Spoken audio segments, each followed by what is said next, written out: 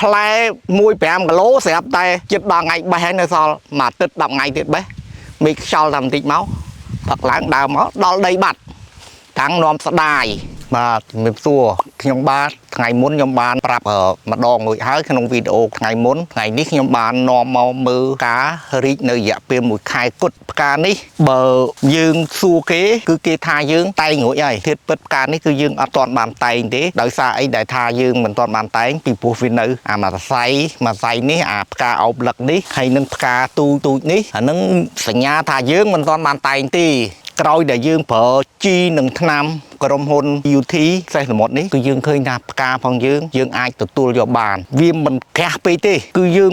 មើលទៅយើងផ្កានេះគឺយើងមិនបាច់តែងក៏បានយើងចាំតែងនៅពេលក្តឹបប៉ុន្តែយើងត្រូវតែមកបេះអាផ្កាដែលអាម៉ាតងមកសរសៃនេះគឺយើងដាច់ខាតត្រូវតែបេះចេញ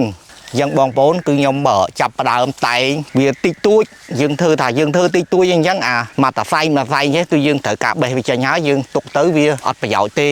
ហើយចុងមែកខាងនេះយើងបង្ខំទៅតែកាត់វាបោះចោលឲ្យអស់ព្រោះយើងទុកទៅគឺវាអត់ប្រយោជន៍ទេ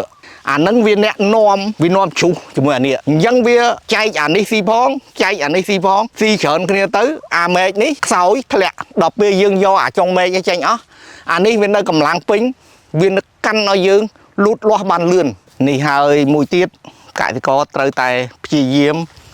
ស្វែងយល់ពីផ្កានៅចំហៀងនិងផ្កានៅខាងក្រោមមានបញ្ហាយ៉ាងម៉េចផ្កានៅចំហៀងគឺវាមានបញ្ហាពេលដែលតរេនផងយើងផ្លែធំបើផ្លែ1 2 គីឡូគឺវាអត់មានបញ្ហាទេប៉ុន្តែបើតរេនផងយើងផ្លែ1 5 គីឡូសួរថានៅចំហៀងហ្នឹងវានៅដែរអត់ទេគឺវាអត់នៅដាច់ខាតត្រូវតែមិននៅទម្ងន់វា5 គីឡូយកខ្សែមកចងហើយក៏អត់នៅដែរចងបានតែត្រឹមតែមកចងហើយរួចទៅដល់ពេលវាដាច់ទៅវាទើនៅលើខ្សែហ្នឹងតែបើវានៅពីក្រោមគឺវាអត់អាលេសមកក្រោមទេបើនៅចំហៀងគឺវាអាយ៉ាអញ្ចឹងអានៅចំហៀងនេះអានេះវាស្ដើងយើងមិនអាចយកចេញទេប៉ុន្តែមែកខ្លះដើមខ្លះដែលវាផ្កាយើងក្រាស់អាចចំហៀងនេះត្រូវតែយកចេញទុកទៅវាអត់ប្រយោជន៍ផ្លែ1 5 គីឡូស្រាប់តែចិត្តដល់ថ្ងៃបេះហើយនៅសល់មួយទឹក10ថ្ងៃទៀតបេះមេឃខ្យល់តែបន្តិចមកផឹកឡើងដើមមកដល់ដីបាត់តាំងនាំស្ដាយអញ្ចឹងយើងយកចេញទៅទុកតាក្រោមចេះទៅគឺល្អហើយវីដេអូនេះគ្រាន់តែបង្ហើបប្រាប់ប៉ុណ្ណឹងបើសិនជាចង់ដឹងយ៉ាងម៉េចទំនាក់ទំនងទៅក្រុមហ៊ុន UT